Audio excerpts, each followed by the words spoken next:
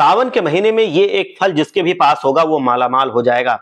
एक फल जिसका फल साक्षात शिवलिंग की तरह दिखाई देता है और इसके बीज से सोना बनाया जा सकता है। और इतना ही नहीं, अगर आपको कहीं पर भी ये पौधा दिख जाता है तो जल्दी से इसके बीज को तुरंत तोड़ लीजिएगा, क्योंकि अगर आपको संतान प्राप्ति की इच्छा हो या फिर आपको पुत्र प्राप्ति या फिर पुत्री प्राप्ति की इच्छा हो तो ये बीज आपकी बहुत मदद कर सकता है। इसके अलावा सावन में इस बीज का आपके पास होना साक्षात महादेव के होने के जैसा है।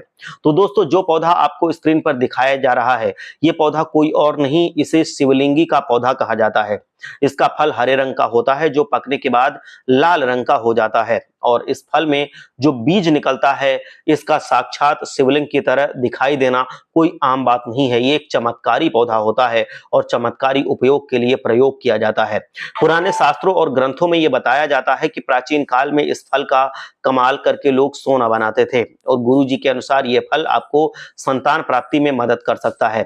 तो अगर आप संतान की प्राप्ति की चाह रखते हैं और लाख इलाज करने के बाद भी आपको गर्भ धारण करने में परेशानी हो रही है तो शिवलिंगी के फल का बीज निकालकर अगर आप इसे पीसकर आधा आधा चम्मच हर रोज गुनगुने दूध के साथ खाते हैं तो इससे पति और पत्नी इन दोनों को ही संतान प्राप्ति के लिए कोई भी अब ज्यादा मुश्किल नहीं होगी। ये उपाय आपको माहवारी के तीसरे दिन से शुरू करना है। इसके अलावा गुरुजी का ये भी कहना है कि अगर आप विशेष रूप से पुत्र या पुत्री की चाह रखते हैं तो इसको पीसकर आपको ऐसी गाय के दूध के साथ लेना चाहिए जिसकी संतान बछिया हो तो आपको पुत्री की प्राप्ति होती है। वहीं अगर आप ऐसी गाय के दूध के साथ लेते हैं जिसकी संतान बछड़ा हो तो आपको पुत्र की प्राप्ति होती है।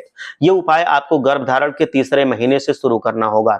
इसके साथ ही ये पौधा आपको धन दिलाने में भी मदद करता है। गुरु जी के अनुसार आप शिवलिंग के पौधे के बीज को निकालकर इसको रात 7 बीज को लेकर के सावन में किसी भी दिन महादेव के मंदिर में महादेव के शिवलिंग पर अर्पित कर दीजिए और कम से कम 108 बार कमलगट्टे की माला से ओम नमः शिवाय या श्री शिवाय नमः का जाप कीजिए।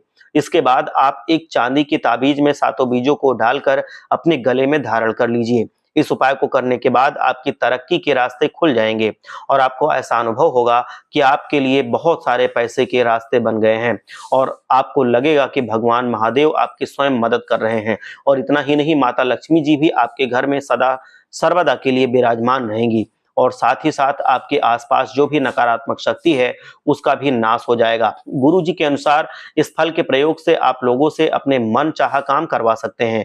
तो अगर आपको किसी ऐसे दुश्मन से छुटकारा पाना है जो आपका हमेशा बुरा करने में लगा रहता है तो इस फल के बीज को आप घिस कर चंदन बना लेते हैं और इसे अपने माथे पर लगाते हैं।